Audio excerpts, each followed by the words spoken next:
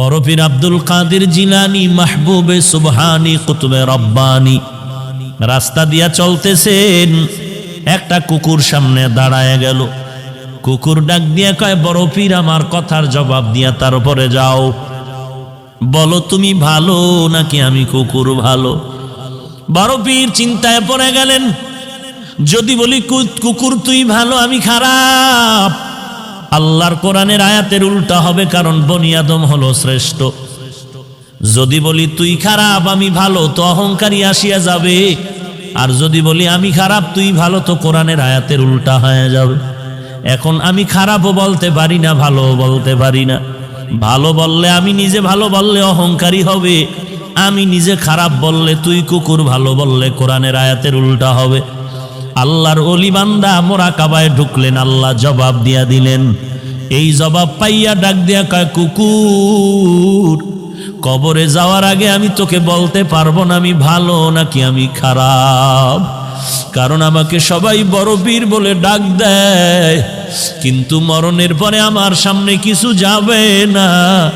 আমার 3টা পাতলা কাপড় আমার আসল বিছানা হবে, ওই অন্ধকার কবর 3.5 হাত মাটির ঘর হবে।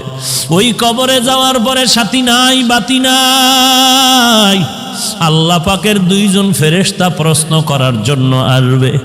আসার পরে 1 নাম্বার প্রশ্ন রবের পরিচয় দাও, 2 নাম্বার প্রশ্ন হবে তুমি ধর্মের পরিচয় দাও, 3 নাম্বার প্রশ্ন হবে তুমি রহমাতুল লিল আলামিনের পরিচয় দাও। যদি আল্লাহর শুকর জবাব দিতে পারি, তাহলে আমি তখন তোমাকে বলতে পারবো আমি আব্দুল কাদের জিলানী ভালো, তুই কুকুর বড় খারাপ।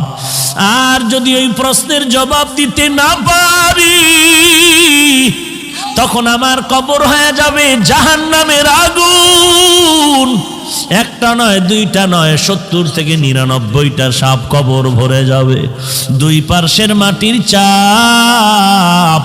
তখন আমি জবাব দিয়া বলতে পারবো কুকুর তুই ভালো, আমি মানুষেও ভালো হতে পারলাম না, কারণ আমার কবরের মধ্যে আগুন জ্বলে, আমার আযাব হচ্ছে, তোর কোনো আযাব নাই। আমি কবরে যাওয়ার আগে তোকে জবাব দিতে। জিলানী ডাক দিয়া কয়, ও দুনিয়ার মানুষ, মরণের আগে কবরে গিয়া নাজাত না পাওয়ার আগ পর্যন্ত নিজেকে ভালো মনে করার উপায় নাই। আমারে মাওলানা না বললে মনে কষ্ট পাই, আমারে আন্তর্জাতিক মুফাসসির না বললে কষ্ট পাই, আমাকে হাজী সাহেব না বললে কষ্ট পাই, আমাকে খতিব সাহেব না বললে বড় কষ্ট পাই। আমি প্রিন্সিপাল, আমি মুফতি সাহেব, আমি মুহাদ্দিস, এটা দাবি করে কত গর্ববোধ করি, কত অহংকার। কিন্তু কবরে গিয়া যদি নাজাত না পাই, আমার মাওলানাগিরি মুফতিগিরি টাইটেলে আমার কোনো কাজ আসবে না, আর আমার টাইটেল লাগবে না যদি কবরে গিয়া আমলের কারণে আল্লাহ মাফ করে দেয়। আমি মাওলানা হওয়ারও দরকার নাই, মুফাসসির মুহাদ্দিস হওয়ারও দরকার নাই, আমার মতো ভালো জমিনে দুনিয়ায় আর কেউ হতে পারবে না। এরে নবীর উম্মতের দল, দিল্লি শাহী জামে মসজিদের মধ্যে খতিব হলেন শাহ ওলিউল্লাহ মুহাদ্দিসে দেহলভী রহমাতুল্লাহ আলাইহি। জুমার নামাজের খুতবায় যখন দাঁড়ায়, রুমাল দিয়া চেহারাটা ঢাকিয়া দাঁড়ায়। একজন দাঁড়ায় বলে, হযরত আপনি চেহারা ঢাকিয়া খুতবা পড়েন, কারণটা কি? আল্লাহর ওলি বলে, বাবা আগামী জুমায় তুমি জবাব নিতে আসবা। আগামী জুমায় যখন আসলো, বলে আমার কাছে দাঁড়াও। আল্লাহর ওলি শাহ ওলিউল্লাহ মুহাদ্দিস তার রুমালটা ওই প্রশ্নকারীর মাথায় দিলেন। প্রশ্নকারী একটা চিৎকার দিয়া বেহুশ হয়ে জমিনে পড়ে গেল। হুশে আসার পরে বলে, বাবা রুমালটা মাথায় দেওয়ার কারণে তুমি চিৎকার দিলা কেন? ওই লোকটা বলে, আল্লাহর কসম, আপনার রুমাল আমার মাথায় দেওয়ার পর দিল্লির বিশাল শহরে তাকায়া দেখলাম লক্ষ লক্ষ মানুষের মধ্যে কোনো মানুষ নাই, মাঝে মাঝে 2-1টা মানুষ দেখা যায়, আর বেশিরভাগ দেখা যায় কুকুর আর বানরের সুরাতে। गर्व सूरत आदमी इंसाबुदे अहमदबू जहलो हामेक साबुदे आदमीरा आदमीयत लाजिमस्त औदेरा गर्बू नबाशुद ही जमास्त। গোটা দুনিয়াটা শাসন করেছেন দুইজন, শোষণ করেছে দুইজন। একজন শাসনকর্তা সুলাইমান পয়গম্বর, আর একজন শাসন করেছিলেন বাদশাহ যুলকারনাইন। ইন্তেকালের আগে বাদশাহ যুলকারনাইন বললেন, মরার পরে জানাজা পড়াইয়া কাফনের ভেতর থেকে হাত দুইটা বের করে এলাকায় ঘুরায় ঘুরায় কবরে নিয়ে যাওয়া। যখন জানাজার পরে এমন করা হলো, দুনিয়াওয়ালারা কয়, দেখ দেখ, দুনিয়ার ক্ষমতা পাইয়াও লোভ এখনো সামলাইতে পারে না, মরার পরও আরো চায় আরো চায়। ইমানওয়ালা কয়, না রে বেয়াকুফ, না না, বাদশাহ যুলকারনাইন গোটা মানুষের সবক দিয়া গেল, আমি দুনিয়ার পুরা ক্ষমতা পাইয়াও আজ খালি হাতে কবরে যাইতেছি। এরে নবীর উম্মতের দল, কিসের মাস্তানি আর কিসের বাহাদুরি করো? তোমার আপন ছেলে যার জন্য তোমার ঘাম নষ্ট করে কামাই রুজি করে বাড়ি গাড়ি করো, ওই ছেলেটা তোমার গুনার ভাগ নিবে না, ওই মেয়েটা তোমার গুনার ভাগ নিবে না, তোমার মা তোমার আপন গুনার ভাগ নিবে না। দুনিয়াতে যদি মামলায় পড়ে যাও, বিপদে পড়লে দেখছনি মা বাবায় বলে এই সন্তান আমি চাই না, একটু বিপদে পড়লে মা সন্তানেরে ভুলিয়া যায়, আবার সন্তান মা বাবারে ভুলিয়া যায় স্বার্থের ভরি টানে ভরিয়া। অতএব তুমি কার পিছনে দৌড়াও, সব বাদ দিয়া তুমি আমার মাওলার সাথে যোগাযোগ লাগায়া দাও।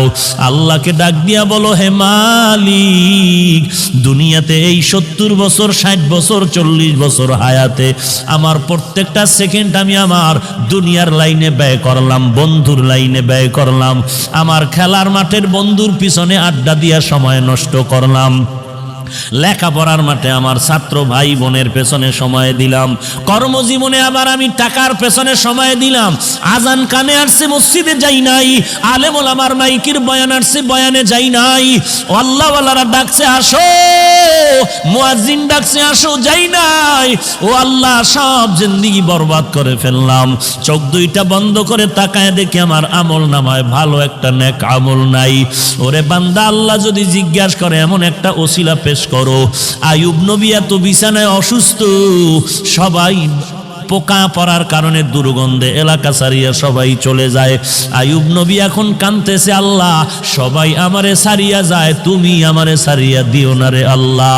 এই কান্নার মধ্যে তাকায় দেখে অনেক বিবি তার ছিল, কয়েকজন বিবি আইসা বলে আমাদের তালাক দেন, আমরাও চলে যাব।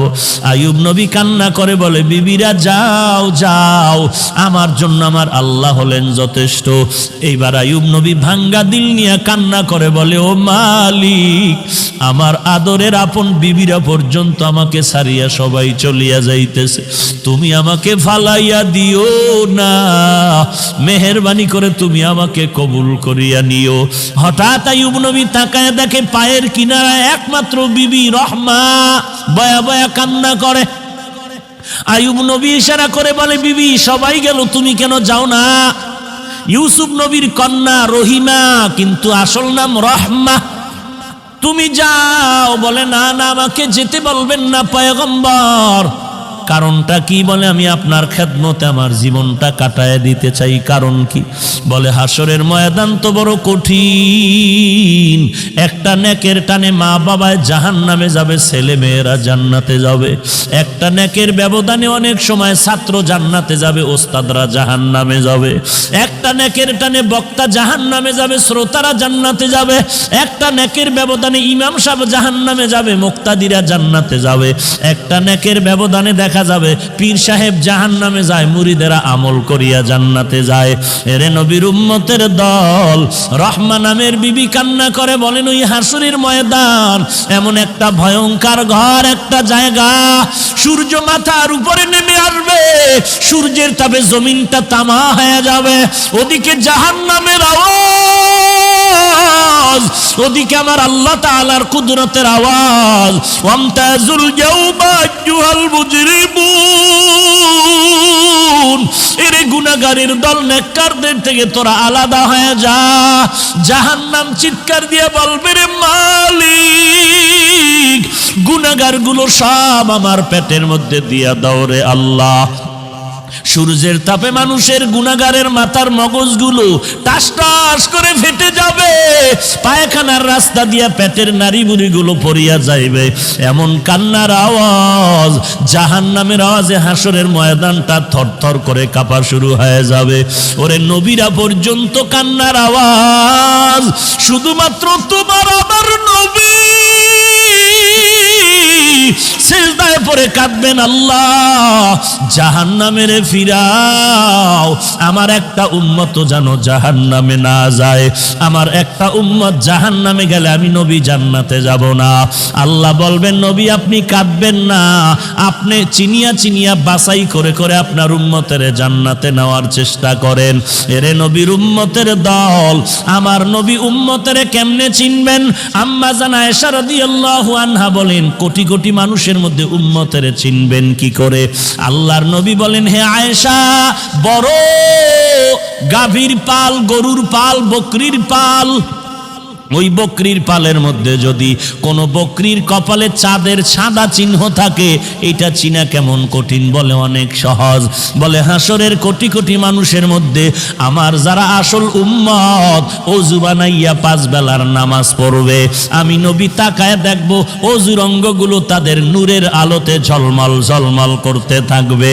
আমি নবী বাছাই করে করে জান্নাতের ময়দানে নিয়ে যাব। রহিমা কান্না করে বলে, পয়গম্বর, হাসরের দিন যদি আল্লাহ আমি রহিমাকে ডাকিয়া বলে, এমন কোন আমল নিয়ে আসছো নাকি যাতে করে তোমাকে মাফ করে দিব? ওই দিন যদি আমার কোনো আমল না পাই, আমি আল্লাহর কাছে দাঁড়ায় বলবো, হে মালিক, আমি একজন তোমার আদরের নবীর স্ত্রী, তুমি আমাকে উসিলায় মাফ করে দাও। আমার আল্লাহ নবীর মোহাব্বতে আমি রহিমাকেও মাফ করে দিতে পারেন। এরে পর্দার আড়ালের মা, আমি হাফিজুর রহমানের মা, তুমিও মা। মনটা কি চায় না একজন আলেমের মা হয়ে কবরে যাও, একজন হাফেজে কোরআনের মা হয়ে কবরে যাও? তুমি মরার পরে তোমার সন্তান জানাজা পড়াবে, তুমি মরার পরে তোমার সন্তান কবরে গিয়া কোরআন পড়ে দোয়া করবে। যদি এমনটাই চাও, স্বামীর খেদমত করো, সন্তানের কোরআনওয়ালা বানাও, আল্লাহর মোহাব্বত নিয়ে পর্দা করে চলো, আর আল্লাহর কাছে চোখের পানি ছেড়ে কান্না করো, আল্লাহ এমন সন্তানের মা বাবা বানায় দাও যেই সন্তান আমি মরার পরে জানাজার ইমাম হতে পারে। এরে যুবক, আল্লাহর কাছে তওবা কর। যৌবনের 3 ভাগের 2 ভাগ গুনাহের কাজে ব্যয় করছো, আর কয়দিন বাহাদুরি করবি? এখান থেকে ঘর পর্যন্ত যাওয়ার গ্যারান্টি তোর হাতের মধ্যে নাই। এরে যুবক, আমিও তো তোর মতো একটা যুবক সন্তান, তোর ডানে বামে তাকায়া দেখ, তোর মতো যুবক স্কুল কলেজে পড়ে নামাজ বাদ দেয় না, তুই কেন পারো না? তোর মতো যুবক র্যাব আর্মি পুলিশ বিডিআর চাকরি করে নামাজ বাদ দেয় না, তুমি কেন পারো না? তোমার মতো যুবক তাকায় দেখো, কৃষি কাজ করে, নদীতে কাজ করে, শ্রমিকের কাজ করে, নামাজ বাদ দেয় না, তুমি কেন পারো না? কয়দিন আর গুনার কাজ করবি রে বাবা? জাহান্নামের আগুন কি সহ্য করতে পারবি? আল্লাহর কোরআনটা কি তুই কি মিথ্যা মনে করেছো? নবীর হাদিস কি মিথ্যা মনে করেছ? আল্লাহর কোরআনের আওয়াজ, এক জাররা পরিমাণ গুনাহ নিয়ে যদি কবরে যাও, ওই কবরের 2 পার্শ্বের মাটির চাপ পাজরের হাড় চুরমার হয়ে যাবে, সহ্য করতে পারবি না রে আল্লাহর বান্দা। তওবা কর, আল্লাহর কাছে কান্না কর, ও আল্লাহ জীবনে আর কোনোদিন নামাজ ছাড়বো না, বেপরদায় চলবো না, আর কোনোদিন মা বাবার সাথে বেয়াদবি করব না, আলেম ওলামাদের সাথে বেয়াদবি করব না, আর কোনোদিন দেশের বিরুদ্ধে জাতির বিরুদ্ধে ষড়যন্ত্র করব না। সহিভাবে কোরআন পড়ে নামাজ পড়ব, নবীর তরিকায়।